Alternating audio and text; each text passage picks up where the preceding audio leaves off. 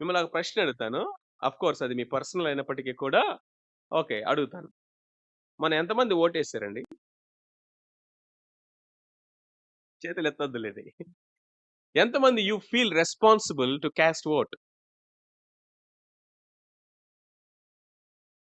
చాలా సార్లు మనం ఏంటో తెలుసా? పోలింగ్ బూతా ఎక్కడో పడింది వెళ్తాంలే. అక్కడి దాకెళ్ళి ఓటేమేస్తాం.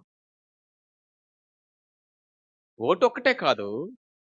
ఒక సిటిజన్‌గా, ఒక దేశ పౌరుడిగా మన యొక్క బాధ్యతలు నిర్వర్తించవలసి వచ్చినప్పుడు, హక్కుల కోసము మనం అడుగుతాము.